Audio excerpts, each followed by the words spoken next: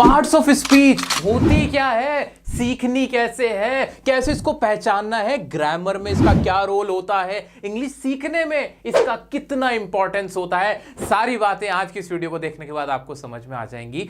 Confidence booster है, जी हां, आज आपका इंग्लिश का कॉन्फिडेंस बढ़ जाएगा। एग्जाम, चाहे स्कूल एग्जाम हो, चाहे कॉलेज का एग्जाम हो या कंपेटिटिव एग्जाम हो, इंग्लिश ग्रामर में इस वीडियो को देखने के बाद आपको कॉन्फिडेंस आना शुरू हो जाएगा। सो रिलैक्स माइंड से आइए शुरू करते हैं। Parts of speech bye, comment में लिख के बताओ।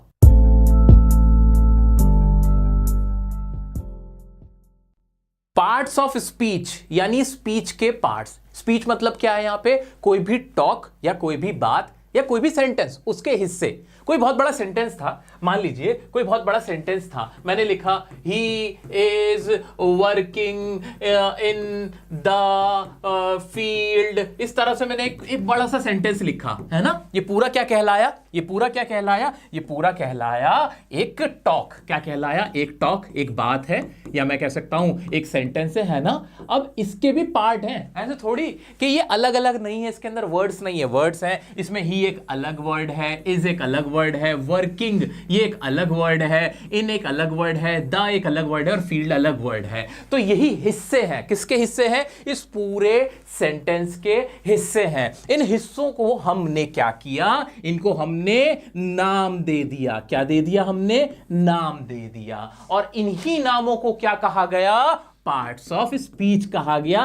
तालियों से स्वागत कीजिए। वीडियो को जल्दी से लाइक कर दीजिए, क्योंकि मैंने आपको 1 मिनट के अंदर पूरा पार्ट्स ऑफ स्पीच समझा दे कि होती क्या है। ठीक है, बाकी की बातें तो चलती रहेंगी, लेकिन अभी मोटा मोटा आइडिया तो सबको हो गया ना, बिल्कुल टेंशन फ्री होके, कि जो भी हमारा सेंटेंस होता है, जितनी भी हमारी इंग्लिश होती है, उसमें जितने भी वर्ड्स इस्तेमाल हो रहे होते हैं, उनकी खुद की भी एक पहचान होती है। उसी को कहते हैं पार्ट्स ऑफ स्पीच। और ये कितने होते हैं? वैसे ये कितने कहलाते हैं? ये कहते हैं कि भैया 8 होते हैं। कितने होते हैं? 8 होते हैं। कुछ लोग इसमें एक और एक्स्ट्रा कर देते हैं और इसको 9 भी बोलते हैं। यानी 8, मैं क्या कह रहा हूं कि 8 ऐसे हिस्से हैं, वर्ड्स 8 इस तरह के वर्ड्स हैं जिनको हमने पहचान रखा है कि अगर इंग्लिश बनेगी तो इनसे मिलकर ही बनेगी, इनके अलावा नहीं बन सकती। तो क्या हम कह सकते हैं कि जितनी भी हम इंग्लिश बोलते हैं, पढ़ते हैं, लिखते हैं या सुनते हैं, उसमें जितने भी वर्ड्स इस्तेमाल हो रहे होते हैं, उनका कोई ना कोई नाम होता है? हां, कह सकते हैं। और वो नाम कितने तरह के हो सकते हैं? 8 या 9 तरह के ही हैं, इसके अलावा है ही नहीं। जिसने ये पढ़ लिया, क्या उसको पूरी इंग्लिश आ गई? हां। जिसने ये पहचानने शुरू कर दिए, तो क्या उसको ग्रामर में पकड़ हासिल हो जाएगी? बिल्कुल हो जाएगी। दोस्तों, एग्जाम में अनसीन पैसेज आता है आपके, बिल्कुल आता है। वो अनसीन पैसेज आपको बहुत आसान लगेगा अगर आपको पार्ट्स ऑफ स्पीच समझ में आते हैं। आप आसानी से ट्रांसलेशन कर पाओगे, बड़े बड़े सेंटेंसेस, पैराग्राफ को समझ पाओगे। इसलिए चाहे स्कूल वाले बच्चे हो या कंपेटिटिव एग्जाम के बच्चे हो, आपके लिए आज का ये वीडियो बहुत इंपॉर्टेंट है, बहुत हेल्प करने जाने वाला है। ठीक है, चलो जी। अच्छा, जिन लोगों को नहीं पता उन लोगों को मैं बता देना चाहता हूं, आपके लिए ना मैंने पूरा ग्रामर का कोर्स शुरू किया हुआ है। प्लेलिस्ट बनी हमारे चैनल डियर सर पे, तो डियर सर पे जाना, प्लेलिस्ट में जाना, इंग्लिश ग्रामर कोर्स पे सर्च करना। ऐसा बेस मजबूत हो जाएगा, ऐसा बेस मजबूत हो जाएगा कि आप अलग ही कॉन्फिडेंस फील करोगे ग्रामर के अंदर। ठीक है, तो 6 वीडियो पहले मैं बना चुका हूं, ये 7th वीडियो है, तो पिछली वाली भी देख लेना बाद में आराम से। चलो जी, आगे बढ़ जाते हैं। उम्मीद करता हूं आपने लाइक के बटन को एकदम नीला, पीला, हरा, लाल कर दिया होगा, ताकि ये वीडियो आगे तक भी पहुंचे। अब बात करते हैं पार्ट्स ऑफ स्पीच। जो हमने 8-9 पार्ट्स ऑफ स्पीच हमने कहा कि जो भी वर्ड्स होते हैं इंग्लिश के अंदर, उनकी खुद की भी एक पहचान होती है, तो कितने कितने तरह के होते हैं वो देख लेते हैं। अभी तक हमने क्या पढ़ा था, थोड़ा उसके बारे में थोड़ा बात कर लें क्या? हाँ सर, इतना तो हमने पढ़ ही रखा है मोटा मोटा। क्या पढ़ रखा है मोटा मोटा? कि कोई भी सेंटेंस जो बनता है वो तीन चीजों से बनता है। क्या थी वो 3 चीजें? एक तो था हमारा सब्जेक्ट, देखो मेरी बात सुनते रहे ना, बताते रहे ना मेरे को। एक हमने कहा कि एक होता है हमारी वर्ब, ये बोला, ठीक है, और एक होता है हमारा ऑब्जेक्ट। ये सबको पता है, ये सबको पता है। 3 चीजों से बनता है एक कंप्लीट सेंटेंस। ठीक है, सब्जेक्ट हमने देखा कि सब्जेक्ट हो ना हो क्या होता है, कोई नाउन होता है या फिर कोई प्रोनाउन होता है। ये हमने देख लिया था, हाँ देख लिया था। ऐसे ही हमने ऑब्जेक्ट के बारे में पढ़ा था कि या तो ये कोई नाउन होगा या तो कोई प्रोनाउन होगा, है ना। देख लिया था ना, हाँ जी देख लिया था कि कोई भी जो वर्ड सब्जेक्ट की जगह पे रखा जाएगा या तो वो किसी का नाम होगा या प्रोनाउन होगा, यानी नाउन की जगह पे इस्तेमाल होने वाला वर्ड। ऐसा ही ऑब्जेक्ट के बारे में था। और वर्ब तो हमने पढ़ी ली थी कि जिससे ऐसे वर्ड्स जो किसी काम के करने को दिखा दें या होने को दिखा दें वो हमारे वर्ब। 3 पार्ट्स ऑफ स्पीच तो आप ऑलरेडी पढ़ चुके हो, मुझसे पढ़ चुके हो। इससे पहले की वीडियो मैंने वर्ब्स की बनाई थी, वर्ब की फॉर्म्स के ऊपर बनाई थी, कोर्स की ही वीडियो थी ग्रामर के, वहां हमने वर्ब्स के बारे में बात की थी। तो 3 पार्ट्स ऑफ स्पीच, ये जो 3 पार्ट्स ऑफ स्पीच हम अब तक बहुत पढ़ते आ रहे हैं, ये तो हम ऑलरेडी पढ़ चुके हैं। क्या? एक हो गया पार्ट्स ऑफ स्पीच नाउन, एक हो गया प्रोनाउन, और दूसरा क्या है, एक हमारा तीसरा क्या है, वर्ब। तो 3 हमने पढ़ लिए। फिर बाकी कब इस्तेमाल होते हैं दोस्तों? जब हम सेंटेंस बड़े बड़े बनाते हैं ना, उनमें हम कुछ और वर्ड भी लगाते हैं। कैसे? जैसे हम बोलते हैं you are very good, you are very good. अब वेरी क्या है? ये वेरी भी तो एक वर्ड है। गुड क्या है? ये भी तो एक वर्ड है। क्या ये नाउन है? नहीं। क्या ये प्रोनाउन है? नहीं। क्या ये वर्ब है? नहीं, ये कुछ और है। तो इस कुछ और को भी हमने नाम दे दिया। हमने कहा इसको हम कह देंगे एडजेक्टिव, इसको हम कह देंगे एडवर्ब। ऐसे ही कुछ वर्ड होते हैं, जैसे हम बोलते हैं he is sitting on the table. तो अब इसके अंदर ही तो समझ में आया, इज भी समझ में आया, सिटिंग भी समझ में आया। अब ये ऑन क्या था? ऑन को हमने कहा कि इसको हम कह देते हैं प्रेपोजिशन। क्या कह देते हैं? प्रेपोजिशन। ऐसे ही एक और हमने सेंटेंस बनाया कि प्रिया एंड निशा आर प्लेइंग। तो इसमें एंड क्या नाउन है? एंड क्या प्रोनाउन है? नहीं। लेकिन सेंटेंस में तो है ना सेंटेंस का हिस्सा। क्या वो पार्ट ऑफ स्पीच है कि नहीं? हाँ, उस स्पीच का वो पार्ट तो है। क्या कहा मैंने? मेरे प्यारे बच्चों, मैंने आपसे कहा अगर मैंने एक सेंटेंस लिखा प्रिया एंड निशा आर प्लेइंग, मैंने ये सेंटेंस लिखा था, मैंने आपसे पूछा, मैंने कहा बच्चों ये तो मुझे पता है कि ये तो मेरा सब्जेक्ट है, ये तो मुझे पता चल गया ये मेरे सब्जेक्ट है दोनों, ठीक है, और प्लेइंग ये मेरी वर्ब है, ठीक है। तो ये एंड वर्ब क्या है? आर भी मुझे पता है वर्ब है, एंड को क्या बोलूं? ये तो ना नाउन है, ना प्रोनाउन है, ना वर्ब है, तो इसका भी तो कोई नाम तो होगा ना, इसकी भी तो अपनी कोई पहचान होगी कि नहीं होगी? इसकी भी अपनी एक पहचान है। हमने इसकी भी पहचान बनाई और हमने इसको कह दिया कि भाई इसको हम कह देंगे कंजंक्शन। क्या कह देंगे? कंजंक्शन। क्यों बनाई पहचान? क्यों बनाई? क्योंकि ये भी एक स्पीच का पार्ट है, इस सेंटेंस का, इस टॉक का एक पार्ट है, हिस्सा है। पहचान इसलिए बनाई। अब पहचान बनाने से हमें मिलता क्या है वो भी सुनते चले जाओ। भाई इनको पहचान बनाने का मकसद ये था, पार्ट्स ऑफ स्पीच का नाम रखने का मकसद ये था मेरे प्यारे दोस्तों, ताकि हम इनका इस्तेमाल कहां पे रखना है, किस पोजीशन पे रखना है, एंड कहां आएगा या बाय कहां आएगा, विथ कहां आएगा, इनकी जो पोजीशन है उसे डिसाइड करने की वजह से हमने इनकी पहचान बनाई। वरना तो ऐसा होता ना, सबसे शुरू में ही एंड लगने लगता है ना। अब हमें पता है कि कोई भी सेंटेंस अगर शुरू करेंगे तो सब्जेक्ट यहां आएगा, वर्ब बीच में आएगी, ऑब्जेक्ट इधर आएगा, इंटरोगेटिव हो तो भाई वर्ब सबसे पहले आ जाएगी, आपकी हेल्पिंग वर्ब। इस तरह से हमने पहचान कर रखी तभी तो आ जाएगी। इसीलिए इनकी भी पहचान बनानी जरूरी थी। इतना क्लियर हो गया? उम्मीद करता हूं मजा आ रहा होगा। कोई भी डाउट आता है इंस्टाग्राम पे डियर सर काशिफ के नाम से आईडी, आप पर्सनली मुझसे मैसेज करके पूछ सकते हो। स्टोरी पे अपडेट कर देता हूं मैं सारी पीडीएफ के लिंक वगैरह भी, वहां से आप डाउनलोड कर लेना, टेंशन मत लेना। लेकिन अब ये आपके सामने 8 पार्ट्स ऑफ स्पीच लिखे हुए हैं, एक आर्टिकल भी होता है और उसके बारे में ही बात कर लेंगे। अब इन 8 में से आपको कौन से पढ़ने हैं और क्यों पढ़ने हैं वो समझ लेते हैं। सबसे पहले तो मैं आपका ध्यान दिलाना चाहूंगा नाउन के ऊपर। क्या आपको नाउन पढ़ने की जरूरत है अभी? नहीं सर, आपने जब हमें सब्जेक्ट और ऑब्जेक्ट पहचानना सिखाया था, प्रेडिकेट बताया था, नाउन बहुत अच्छे से हम पढ़ते हुए आए हैं, वो तो हमें बड़ा क्लियर हो गया। जिन्होंने वीडियो नहीं देखा, कोर्स का ही वीडियो है वो, तो वो बच्चे देख लेना बाद में। अभी इसके बारे में बात जरूर करेंगे, ऐसा नहीं मैं छोड़ दूंगा आप लोगों को, बात पूरी होगी। लेकिन अभी बस मैं आपका ध्यान दिलाना चाहता हूं, क्या नाउन पढ़ा हुआ नहीं है? पढ़ रखा है, क्योंकि सेंटेंस बनाने के लिए 3 चीजें चाहिए, सब्जेक्ट, वर्ब, ऑब्जेक्ट, जिसमें नाउन तो हम बार बार पढ़ते रहते हैं। प्रोनाउन क्या पढ़ नहीं रखा? हाँ, प्रोनाउन भी हमने पढ़ रखा है। और क्या वर्ब नहीं पढ़ते हैं? वर्ब भी पढ़ रखी है। ये 3 इतने ज्यादा सुनाई क्यों देते हैं? क्योंकि यही सबसे ज्यादा इस्तेमाल होते हैं। कोई भी हम इंग्लिश का सेंटेंस बनाते हैं ना, तो हमें नाउन, प्रोनाउन और वर्ब की ही मेनली जरूरत पड़ती है। मैं कह सकता हूं, क्या मेरे बच्चों, क्या मैं कह सकता हूं कि हम एक बार को एडजेक्टिव के बिना जी सकते हैं, बाकी पार्ट्स ऑफ स्पीच के बिना एक बार को हम जी सकते हैं, उनके बिना सेंटेंस बन सकता है, लेकिन नाउन, प्रोनाउन और वर्ब के बिना सेंटेंस नहीं बन पाता। इसलिए हमें क्या करना पड़ता है, नाउन, प्रोनाउन और वर्ब पे ज्यादा ध्यान देना पड़ता है, इनका इस्तेमाल हम ज्यादा करते हैं। क्लियर है? अब कहां इस्तेमाल करते हैं, ये होते क्या हैं, वो अभी मैं आपको नहीं पढ़ा रहा, अभी पढ़ाऊंगा, बट अभी मैं मोटा माटी आपसे बात करना चाहता हूं क्या, कि नाउन, प्रोनाउन और वर्ब जो सबसे ज्यादा मोस्टली जो यूज होते हैं, सो वो यही होते हैं। आगे बात कर लेते हैं, और भी हैं, एडवर्ब है, एडजेक्टिव्स हैं, प्रेपोजिशंस हैं, कंजंक्शंस हैं, इंटरजेक्शंस हैं, ये भी हैं। कुल मिला के आपके सामने ना इस वक्त सारी इंग्लिश, इस ब्रह्मांड की इंग्लिश आपके सामने लिखी हुई है, क्योंकि कोई भी वर्ड अगर आप इस वक्त अपने सामने देख पा रहे हो या पढ़ पा रहे हो ना, वो वर्ड या तो कोई एडजेक्टिव होगा, कोई एडवर्ब होगा, कोई वर्ब होगी, कोई नाउन होगा, कोई प्रोनाउन होगा, कोई ना, बस इन्हीं में से कोई सा होगा। वो इतना क्लियर हो पा रहा है, कॉन्फिडेंस आ रहा है? आओ चलो अब जल्दी से 5 मिनट के अंदर दोस्तों, 5 मिनट के अंदर ये जितने भी हमारे पार्ट्स ऑफ स्पीच हैं उनको समझ लेते हैं, और कितना कौन से को पढ़ना है, कौन सा कितना इंपॉर्टेंट है वो भी देख लेते हैं। अभी बहुत सारे खुलासे करूंगा आपके सामने, मजा आ जाएगा, इंग्लिश से प्यार होने लगेगा, इंग्लिश से प्यार होने लगेगा, ये मेरा आपसे दावा है। चलो जी, प्रॉमिस करते हैं, आगे बढ़ते हैं। नाउन के बारे में दोबारा से एक बार थोड़ी सी बात कर लेते हैं।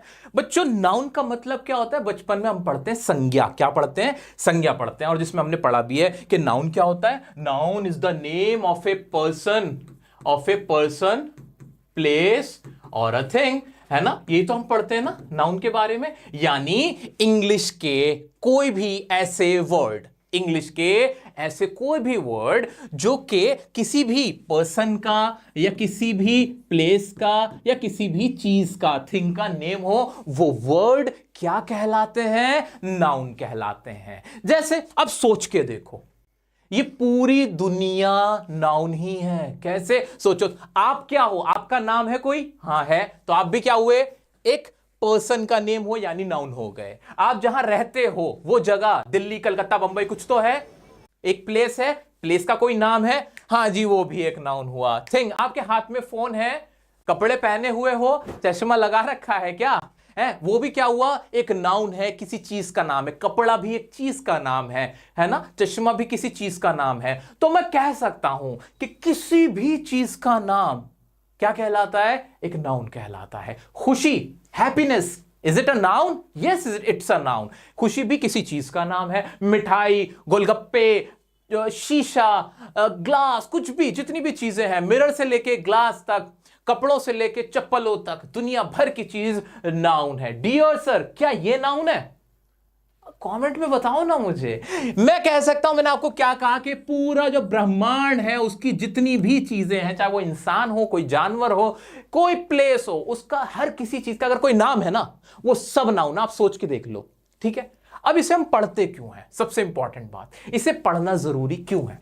पढ़ना जरूरी इसलिए होता है मेरे बच्चों, जैसा कि मैंने आपसे कहा कि जब हम सेंटेंस बनाते हैं तो उसमें हम 3 चीजें रखते हैं, एक सब्जेक्ट और एक ऑब्जेक्ट, है ना? और उनकी पोजीशन बहुत इंपॉर्टेंट रोल प्ले करती है कि शुरू में सब्जेक्ट आएगा या लास्ट में ऑब्जेक्ट आएगा, इंटरोगेटिव सेंटेंस में कहां आएगा, ये सारी चीजें मैटर करती हैं। वर्ब की पोजीशन भी मैटर करती है, वर्ब की फॉर्म कहां होगी, है ना? तो इसी तरह जब आप कोई मान लो अनसीन पैसेज पढ़ रहे हो और आपने देखा कि कोई वर्ड लिखा था जो आपने जिंदगी में नहीं सुना था, मान लो आपने एक वर्ड पढ़ा था इंट्रोस्पेक्शन। क्या वर्ड पढ़ा था आपने? इंट्रोस्पेक्शन। बहुत बढ़िया प्यारा सा एग्जांपल दे रहा हूं मैं आपको, ध्यान से सुनो। आपने एक वर्ड पढ़ा इंट्रोस्पेक्शन। अब ये वर्ड आपने अपनी तमाम जीवन में आपने सुना भी नहीं था, you have not heard this word before, है ना? अब क्या होगा? अब आपने वर्ड पढ़ लिया और उसके बाद ऐसे लिखा था इंट्रोस्पेक्शन इज नेसेसरी। अगर आपको मालूम है कि शुरुआत में सब्जेक्ट हमेशा कोई नाउन या प्रोनाउन होता है, तो आप उलझोगे नहीं, आपको समझ में आएगा कि किसी चीज का भाई नाम लिखा हुआ है, क्योंकि आपने कहां से आइडिया लगाया? क्योंकि इसके बाद कोई वर्ब रखी हुई थी, इज लगा हुआ था, तो आपको समझ में आया। अब इसका मतलब ये कोई काम तो है नहीं, ये वर्ब तो नहीं, इतना आपको क्लियर हो गया। इससे क्या होता है? आपको गेस करने में, सेंटेंस का सेंस समझने में आसानी हो गई कि नहीं हो गई, कि ये सब्जेक्ट है, इंट्रोस्पेक्शन किसी चीज का नाम है, इतना मुझे क्लियर हो गया। कैसे क्लियर हो गया? इसलिए क्लियर हो गया क्योंकि शुरू में था। कोई भी सेंटेंस होता है, अफर्मेटिव होता है, सब्जेक्ट शुरू में आता है, वो कोई ना कोई नाउन होता है। है ना। अगर लास्ट में होता तो भी समझ में आ जाता, लेकिन अगर यही वर्ड ये इसके बराबर में लिखा हुआ होता या इसके अलावा कोई ऐसा वर्ड होता, तब आपका माथा ठनकता, आपको तब सोच में पड़ते कि नहीं अब ये कोई वर्ब है, किसी काम के बारे में बात हुई। समझ पा रहे हो कि नाउन पढ़ने का फायदा क्या हुआ, नाउन की पहचान करने का फायदा क्या हुआ। इज इट क्लियर और नॉट? अब क्लियर हो चुका होगा।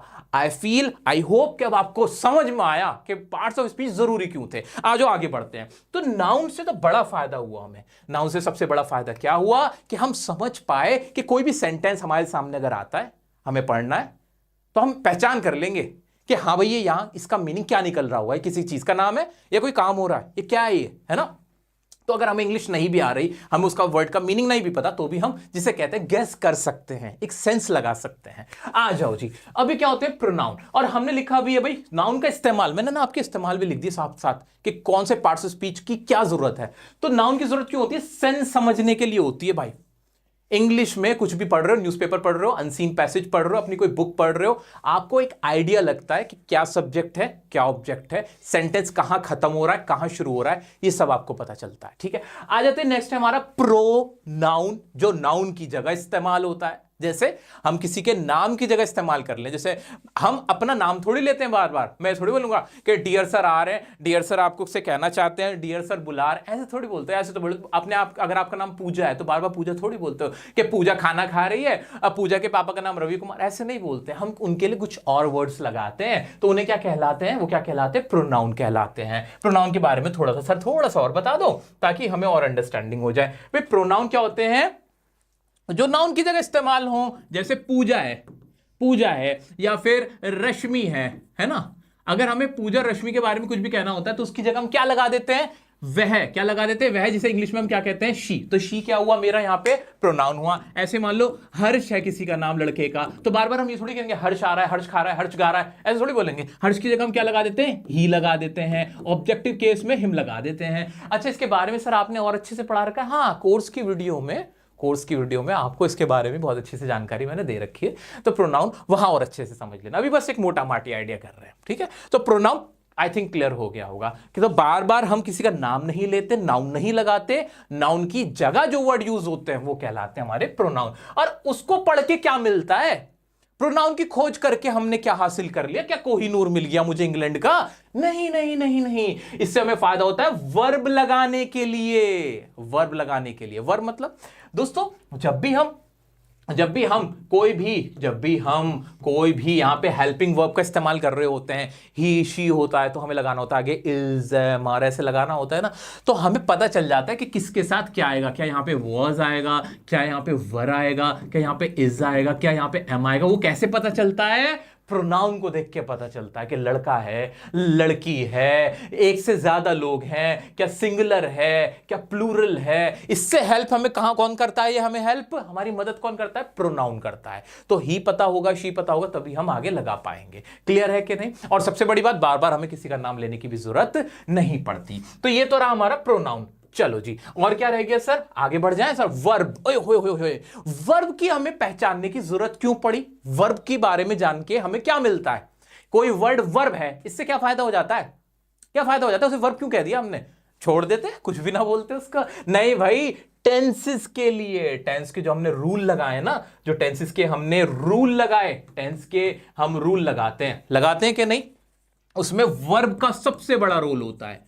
अगर हम यही नहीं पहचान पाएंगे कि सेंटेंस में वर्ब कहां है या वर्ब कौन सा है, तो फिर वर्ब की फॉर्म कहां लगाओगे, टेंस के रूल कैसे लगाओगे, कौन सा काम कब हो रहा है कैसे पता चलेगा, कौन सा काम कहां हो रहा है पता कैसे चलेगा। वर्ब की फॉर्म्स लगाने के लिए, टेंसेस के रूल्स अप्लाई करने के लिए हमें वर्ब की जरूरत पड़ती है। वर्ब क्या होती है सर बता दो ना। अरे वर्ब के भी ना बहुत सारे टाइप होते हैं। एक तो आपने पढ़ी रखा होगा is, am, are, was, were, has, have, ये सारी वर्ब जो कहलाती हैं हेल्पिंग वर्ब। क्या कहलाती हैं? Helping verb. कुछ होती हैं एक्शन वर्ब, जैसे प्ले, गो, जिसमें कोई काम हो रहा होता है, गो, जिसमें काम दिख रहा होता है, कीप, इस तरह की वर्ब जो होती हैं। तो कुछ ये वाली वर्ब्स होती हैं। तो वर्ब्स की हमें जरूरत क्यों पड़ी? कि काम, जब तक हम टेंस के रूल ही नहीं लगा सकते अगर वर्ब ही नहीं होगी तो, ठीक है। तो भाई वर्ब की हमें इसलिए जरूरत पड़ती है। मोस्ट इंपॉर्टेंट है वर्ब की आपको नॉलेज होनी चाहिए कि सेंटेंस में वर्ब कौन सा है, ये देखकर ही पता चलेगा कि इसका मीनिंग क्या निकल रहा है, ये वाला काम कौन से समय में हो रहा है। तो हमारा फोकस रहता है वर्ब पे। आगे बढ़ जाते हैं एडवर्ब एडजेक्टिव पे। अब एडवर्ब क्या होते हैं सर, वो बता दो। इसका काम क्या होता है, वर्ब की खासियत बताने के लिए, वर्ब की खासियत बताने के लिए। आओ चलो इसको ना आपको मैं कुछ एग्जांपल से भी सिखा देता हूं ताकि आपको और अच्छे से सारी चीजें समझ में आ जाए मेरे प्यारे बच्चों। आओ चलो देखते हैं। आ जाओ जी, आ जाओ जी। सर आपने तो हमारे लिए बहुत आसान कर रखा है काम।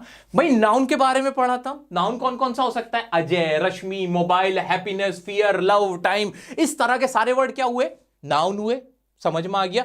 ऐसा कोई भी वर्ड हो जो किसी का नाम लिखा वो क्या कहलाया, नाउन कहलाया। ठीक है, प्रोनाउन जल्दी से देख लेते हैं। He, she, it, I, we, you, they, who, which, इस तरह के वर्ड जो किसी के नाम की जगह इस्तेमाल हो रहे हो वो क्या कहलाए, प्रोनाउन कहलाए। ये भी क्लियर हो गया। Verb is, am, are, was, were, go, see, like, learn, speak, इस तरह के वर्ड जिसमें काम के करने होने का पता चल रहा है, तो वो सारे क्या कहलाए, मेरे वर्ब कहलाए। अब अगली बारी किसकी थी, एडवर्ब की। एडवर्ब ऐसे वर्ड जो काम कैसे चल रहा है, किस तरीके से चल रहा है उसको अगर बता दें, मतलब बहुत अच्छे से चल रहा है, बहुत बुरे तरीके से चल रहा है, काम की खासियत को बताने के लिए। क्या कहा मैंने, काम की खासियत को बताने के लिए, उसके तरीके को बताने के लिए जो वर्ड इस्तेमाल हो इंग्लिश के अंदर, वो क्या कहलाते हैं, एडवर्ब कहलाते हैं। क्या ये बहुत सारे होते हैं, नहीं, बहुत ज्यादा इस्तेमाल नहीं होते। जैसे वर्ब इस्तेमाल होती है ना, तो उस तरह ये इस्तेमाल नहीं होते। इसलिए इसमें डरने की जरूरत है ही नहीं, टेंशन लेने की जरूरत है ही नहीं। बस आपको पता होना चाहिए कि एडवर्ब कहां इस्तेमाल हो रही है। जैसे कि क्विकली, कोई काम तुमने जल्दी से कर दिया, काम तो किया, कैसे किया, जल्दी से कर दिया। कोई काम स्लोली किया, कोई काम कभी नहीं किया।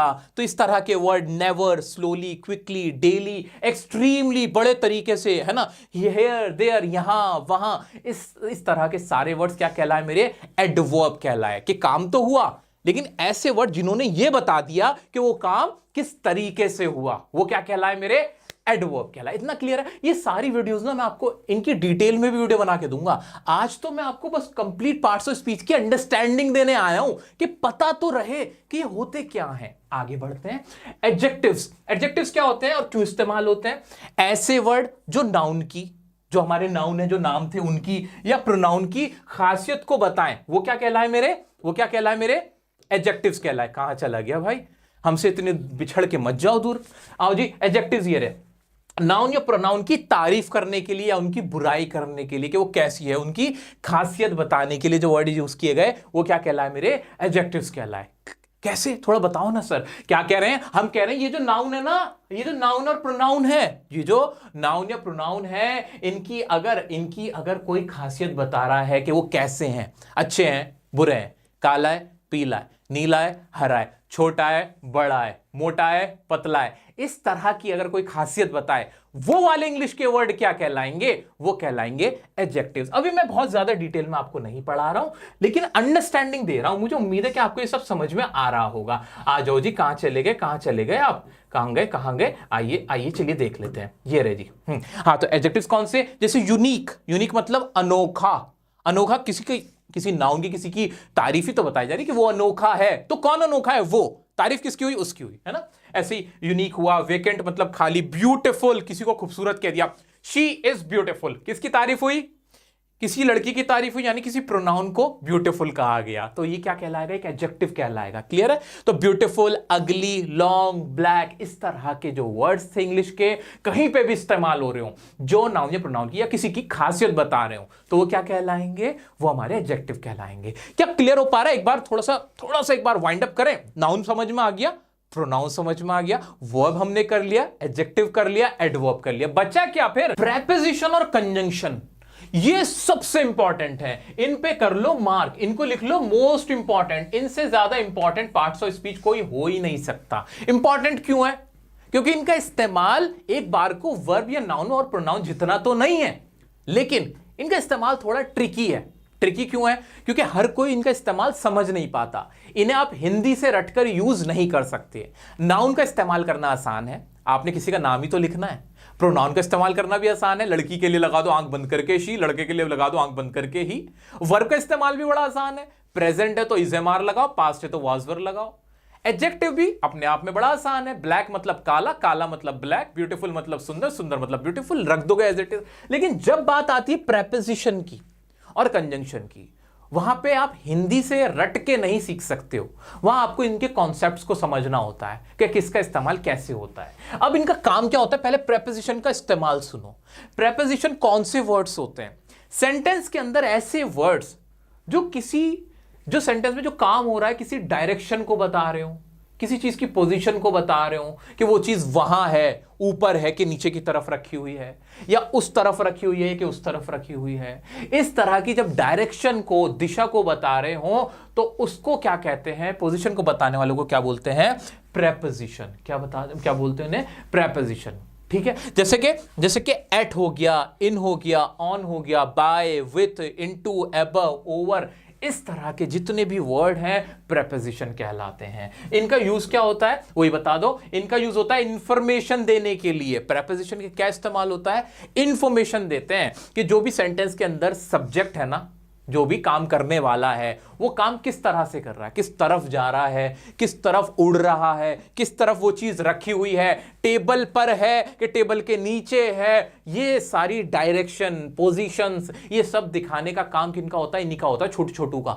जैसे ऑन इस्तेमाल होता है, टू होता है, एट होता है, इनटू होता है, बाय होता है, विथ होता है, अबव, अंडर, ओवर, ये सारे वर्ड हैं बड़े मजेदार। क्लियर है? कंजंक्शन पे आ जाए। सर ये अभी के अभी सिखा दो ना प्रेपोजिशन, क्या टेंशन है?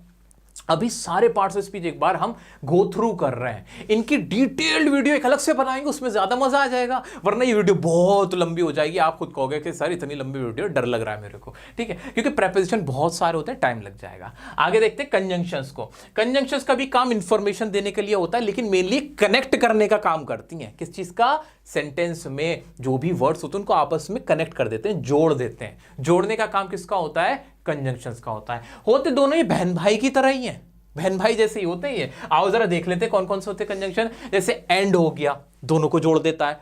और हो गया, और भी कहीं ना कहीं दो वर्ड को आपस में जोड़ देता है। एनिमल और जवान, अब यहां मैंने दो अलग अलग वर्ड थे, है ना, दो नाम थे, उनके बीच में कोई संबंध नहीं था, और लगते ही दोनों में संबंध बन गया कि नहीं? इसी तरह से so, for, since, but, yet, still, even though, all though, इस तरह के जितने भी वर्ड्स होते हैं वो सारे क्या कहलाते हैं मेरे? कंजंक्शन से, जिन्हें बोल सकते हो कनेक्टर्स, कनेक्ट करने का काम करते हैं। ठीक है, अच्छा सर इनकी सेपरेट वीडियो आपके एग्जाम के पॉइंट ऑफ व्यू से बहुत इंपॉर्टेंट है। मैं अलग अलग इनकी सेपरेट वीडियो इसी कोर्स में देने वाला हूं बहुत जल्द नेक्स्ट वीडियोस में आपको यही सब मिलेगा, जिसमें मैं आपको ये समझा रहा हूं। लेकिन पहले मैं चाहता हूं कि आप इन सब की अंडरस्टैंडिंग ले लो, आपको पता हो कि हम क्या पढ़ रहे हैं और क्यों पढ़ रहे हैं। ठीक है ना? तो प्रेपोजिशन और कंजंक्शन क्यों पढ़नी है? क्योंकि सेंटेंस में ये बहुत बहुत अच्छा काम करते हैं, इंफॉर्मेशन देने का काम करते हैं कि कोई भी काम कैसे हो रहा है, किस दिशा में हो रहा है, किस पोजीशन में वो चीज हो रही है, वो बता देते हैं। और क्या बता देते हैं? और कनेक्ट करने का काम कर देते हैं। तो एग्जाम में अगर एग्जामिनर को कुछ आपसे पूछना होता है, वो नाउन प्रोनाउन नहीं पूछता है।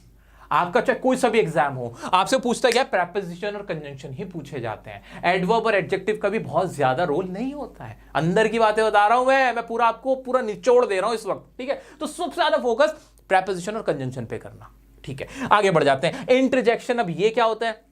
ये सिर्फ हमारे एक्सप्रेशंस होते हैं। क्या होते हैं? एक्सप्रेशन, जो मुंह से आवाज निकल, हे, ब्रावो। इनका इंग्लिश ग्रामर में सिर्फ इतना ही रोल है कि आप बस याद रखें कि इंटरजेक्शन नाम की कोई चीज होती है, इन वर्ड्स को बस पहचान लिया गया, इनका इस्तेमाल ज्यादा नहीं होता है। लेकिन इसमें वही है, जो आपके एक्सप्रेशन एकदम से खुशी में या उदासी में आपके निकल जाते हैं, वो सारे इंटरजेक्शन कहलाते हैं। ठीक है, क्लियर है कि नहीं? अब दोस्तों कुछ कर लेते हैं इनके एग्जाम्पल्स। आपके सामने मैं कुछ ऐसे एग्जाम्पल निकाल के लाऊं जो आपने कभी देखे नहीं होंगे। दोस्तों आपके सामने मैंने कुछ सेंटेंस लिखे हैं, इनके एक एक वर्ड को पहचान के बता दो अब मेरे को कि वो कौन से पार्ट्स ऑफ स्पीच हैं। आप कर सकते हो, बहुत आसान लगेगा अब आपको। देखो ना, He went to the market and bought fruits। यहां पे he क्या है? he एक प्रोनाउन है, सेंटेंस का सब्जेक्ट है। went यहां पे एक वर्ब है, बिल्कुल सही जवाब। to क्या है? एक प्रेपोजिशन है। सर आपने इतना तो हमें बताया है। the क्या है? एक आर्टिकल है। market किसी जगह का नाम है जिसको हम मार्केट कहते हैं। ये क्या हुई? एक नाउन हो गई। and दो चीजों को जोड़ने वाला कंजंक्शन है। bought किसी चीज के खरीदने को बाय बोलते, सेकंड थर्ड फॉर्म bought हुई, तो ये क्या हुआ? मेरा वर्ब हुआ। क्या मैं ज्यादा जल्दी एक्साइटमेंट में कर रहा हूं? नहीं सर, ये है ही इतना आसान, आपने हमें इतने अच्छे सब घोंट के समझा दिया कि अभी हम यूं ही पकड़ पा रहे हैं, पहचान पा रहे हैं। फ्रूट्स क्या है? क्या प्रोनाउन है? क्या फ्रूट्स? क्या ये एडजेक्टिव है? क्या ये एडवर्ब है? नहीं सर, किसी चीज का नाम है, ये क्या कहलाएगा? एक नाउन कहलाएगा। रवि, रवि क्या है? क्या एक नाउन नहीं है रवि? इज क्या एक वर्ब है? बिल्कुल। माय क्या एक प्रोनाउन है? बेस्ट, बेस्ट यहां पे बेस्ट क्या होगा? सबसे अच्छा। क्या तारीफ हुई है? किसी चीज की खासियत बताइए। हाँ, किसी चीज की खासियत बताओ तो एडजेक्टिव, किसी काम की खासियत बताओ तो एडवर्ब। तो ये क्या हुआ? एक एडजेक्टिव हुआ। और फ्रेंड किसी का नाम है, ये एक नाउन हो गया। क्या मजा आ रहा है इसको सॉल्व करने में? तो आपके लिए एक्सरसाइज दे देता हूं ना, ये आपको पीडीएफ मिल जाएगी टेलीग्राम पे, चाहो तो यहीं से स्क्रीनशॉट लो, इसको अटेम्प्ट करो, मुझे आंसर बताओ। ये एक सेंटेंस और पूरी पार्ट्स ऑफ स्पीच खत्म। जी हाँ दोस्तों, आपके सामने ये जो मैंने सेंटेंस लिखा है ना, इसमें 8 पार्ट्स ऑफ स्पीच मैंने इस्तेमाल करके आपको दिखाई है। इससे आपका पूरा माइंड एकदम क्लियर होगा। आओ चलो दिखाते हैं। चलो जी, पहला था वाव। वाव एक एक्सप्रेशन था जो कि क्या था? हमारा एक इंटरजेक्शन। दूसरा है हर। हर क्या है? हर एक प्रोनाउन है, सब्जेक्ट होता है। हर कैट। कैट क्या है? एक नाउन है, बिल्कुल सही बात, किसी चीज का नाम है। रियली एक एडजेक्टिव है, एक खासियत बता रहा है, किसी भी चीज की खासियत बता रहा है। रियली यानी वास्तव में, सच में ऐसा हुआ है ना? ऐसे ही जंप्स। जंप्स क्या है? एक वर्ब है, कूदना। आगे बढ़ते हैं। सो। सो क्या है? एडवर्ब है। सो के बाद क्या? सो हाई। सो भी क्या दिखा रही है? एडवर्ब को दिखा रही है। कोई काम हुआ तो, कूदी तो, लेकिन कैसे कूदी? बहुत, यानी सो। सो का यहां पे क्या इस्तेमाल हुआ? एक एडवर्ब के तौर पे इस्तेमाल हुआ। हाई। हाई क्या? एक एडजेक्टिव है, ऊंचाई इस्तेमाल हो रहा है, किसी चीज को ऊंचा कहा जा रहा है, खासियत बताई जा रही है किसी चीज की, तो ये भी मेरा क्या हुआ? एक एडजेक्टिव हुआ। अप। अप मतलब क्या है? एक डायरेक्शन को दिखा रहा है, ये मेरी क्या हुई? एक प्रेपोजिशन हुई। इस तरह से दोस्तों ये सारे वर्ड कुछ ना कुछ थे, इनका कुछ ना कुछ नाम था, जो मैंने आपके सामने रख दिया। और अब आपको क्लियर हुआ होगा कि हाँ, पार्ट्स ऑफ स्पीच क्यों बनाई गई थी और कैसे कैसे पहचानी जाती है। सर क्या एक सेंटेंस में एक से ज्यादा एडजेक्टिव आ सकते हैं? एक से ज्यादा पार्ट्स ऑफ स्पीच हो सकते हैं? क्यों नहीं हो सकते? 10 आ जाए, 20 आ जाए, क्या ही फर्क पड़ना है? बस उनकी कोई ना कोई पहचान जरूर होगी, तो माइंड से निकाल दो। एक और कराऊं? एक और कराता हूं। आ जाओ आ जाओ आ जाओ आ जाओ। The old tired woman was sitting under a tree and patiently waiting for her husband to arrive. क्या इसमें ढूंढे कुछ? और चलो मेरे साथ मिलके देखो। ओल्ड। ओल्ड क्या है? किस चीज की खासियत है ना? खासियत किसी चीज की खासियत है या किसी वर्ब की खासियत है? किसी काम की खासियत थोड़ी दिखाई गई है, किसी चीज की दिखाई गई है। तो ये क्या हुआ? मेरा एडजेक्टिव हुआ कि नहीं? टायर्ड। टायर्ड। टायर्ड भी क्या एडजेक्टिव हुआ कि नहीं? हाँ, टायर्ड हो ना, थके हुए हो ना। वुमन। वुमन क्या किसी का नाम है? हाँ, तो क्या ये मेरा कोई प्रोनाउन हुआ? बिल्कुल हुआ। वॉज क्या एक वर्ब है? बिल्कुल है सर, वर्ब है। Is am are was verb है होती है। सिटिंग क्या एक वर्ब है? हाँ, ये भी एक वर्ब है। ये हेल्पिंग वर्ब थी और ये मेरी एक्शन वर्ब हो गई। अंडर क्या एक प्रेपोजिशन है? बिल्कुल, किसी चीज की पोजीशन को बता रहे, वो चीज कहां पर है? ए एक आर्टिकल है कि नहीं? हाँ, जिसे हम नवा पार्ट्स ऑफ स्पीच कहते हैं, ए और द। इसको लोग बोल देते हैं लेकिन पढ़ाते ज्यादा नहीं है कि पार्ट्स ऑफ स्पीच में नहीं माना जाता, ज्यादातर लोग इसको नहीं मानते। ठीक है, आगे बढ़ते हैं। ट्री। ट्री क्या एक नाउन है? बिल्कुल है। एंड क्या एक कंजंक्शन है? बिल्कुल है। पेशेंटली काम कैसे हो रहा है? बहुत सब्र के साथ हो रहा है, सब्र से हो रहा है, तो क्या ये मेरी एक एडवर्ब हुई? हो गई। वेटिंग क्या ये वर्ब है? काम करना, वेट करना, तो ये मेरी वर्ब हो गई। फॉर क्या एक कनेक्टर है, कंजंक्शन है? हाँ, हो गया। हर क्या मेरा एक प्रोनाउन है? हाँ, हो गया। हस्बैंड क्या एक नाउन है? हाँ, हो गया। और टू टू टू मेरी क्या एक प्रेपोजिशन है? हाँ है। अराइव क्या एक वर्ब है? हाँ है। हाँ है। और इस तरह से हमने इसका पूरा चीरहरण कर दिया, इसका पोस्टमार्टम कर दिया, चीरफाड़ कर दी इसकी पूरी। ठीक है, तो दोस्तों उम्मीद है अगला जो सेंटेंस है उसमें आप पहचान के दिखाओ कि पार्ट्स ऑफ स्पीच कौन सी। ये आपका होमवर्क है। और अब जो मैं बात आपको बताने वाला हूं वो बात आपके होश उड़ा देगी, आपको बड़ा मजा आएगा सुन के। आपके दिमाग पे जो ग्रामर का बोझ है ना वो खत्म होगा। सुनो मैं क्या कहना चाह रहा हूं आपसे। मैं आपसे अब यो बात बताने वाला, बहुत इंपॉर्टेंट है। हम जो ग्रामर होते हैं उसमें हम पढ़ते हैं मॉडल्स को। किसको पढ़ते हैं? मॉडल्स को। मॉडल वर्ब आपने सुने होंगे, कैन, मे, माइट। वो क्या है? वो क्या है पता है आपको? वो क्या है? वो कुछ नहीं है, वो वर्ब का ही क्या है? एक टाइप है। क्या है? वर्ब का ही टाइप है। मॉडल्स क्या होते हैं? वर्ब के ही टाइप को हम कहते हैं मॉडल्स। मॉडल वर्ब के बहुत सारे टाइप्स होते हैं, हेल्पिंग वर्ब हो गई, एक्शन वर्ब हो गई, इसी तरह से एक मॉडल वर्ब होती है। तो मॉडल भी जो पढ़ेंगे हम, मैं आपको वीडियो दूंगा फुल फ्लैज मॉडल्स की, तो याद रखना वो कोई आसमान से नहीं टपकी, वो पार्ट्स ऑफ स्पीच का ही हिस्सा है। वो एक पार्ट्स ऑफ स्पीच ही तो है। ये वर्ब का ही तो वो एक बेबी है छोटा सा, वो क्या है, हमारा मॉडल है। क्लियर है? जैसे बहुत सारे लोग मॉडल पढ़ते हैं, मॉडल नहीं होता, मॉडल्स होता है। ऐसे ही अब हम एक चीज आपने सुनी होगी, फ्रेजल वर्ब। क्या होती है? Phrasal verb. वो वर्ब और प्रेपोजिशन का मिलन है। वर्ब और प्रेपोजिशन का जो मिलन होता है, इनकी जब आपस में शादी हो जाती है, जो मिलके निकल के आता है ना, वो कहलाता है हमारा फ्रेजल वर्ब। यानी एक वर्ब का हिस्सा होगा और दूसरा प्रेपोजिशन का हिस्सा होगा। आपने पढ़ा भी होगा, लुक अप ऐसे करके आपने वर्ड सुने होंगे, कम अक्रॉस इस तरह के आपने वर्ड सुने होंगे। वो सारे फ्रेजल वर्ब भी इन्हीं से मिलके बनते हैं। तो कुछ भी कर लो, जो भी आप वर्ड देखोगे ना इंग्लिश के अंदर, वो इन्हीं पार्ट्स ऑफ स्पीच में से ही मिलकर बनता है। अब लास्ट में आपको करना क्या है, ये तो मैंने आपको थोड़ा सा होमवर्क दिया। अब आपको अपनी बुक्स में, जो भी बुक्स आप पढ़ रहे हो, अपने अपने एग्जाम की, किसी भी एग्जाम की अगर प्रिपरेशन कर रहे हो, उस बुक्स में पढ़ना है, इंग्लिश के वर्ड्स को पहचानना है, मार्क करना ये कौन सा वर्ड है, ये कौन सा वर्ड है। इससे ना आपकी अंडरस्टैंडिंग डेवलप होगी कि कौन सा प्रोनाउन है, कहाँ नाउन है, कहाँ एडजेक्टिव है, कहाँ एडवर्ब है, कहाँ प्रेपोजिशन के इस्तेमाल हो रहे हैं, और आपको फिर इंग्लिश हलवा लगने लगेगी। उम्मीद करता हूं आप मेरा ये होमवर्क जो मैंने आपको दिया है वो जरूर पूरा करके दिखाओगे। वीडियो को अगर अभी तक नहीं लाइक किया है तो प्लीज लाइक करो, शेयर करो अपने दोस्तों के साथ। मिलते हैं नेक्स्ट वीडियो में, जहां पे मैं आपसे इन्हीं में से ग्रामर के किसी टॉपिक पे बात कर रहा हूंगा। उम्मीद करता हूं कि आप मेरा साथ भरपूर जोश के साथ देते रहेंगे इसी तरह से। मिलते हैं नेक्स्ट वीडियो में, तब तक के लिए खुश रहें, स्वस्थ रहें, धन्यवाद।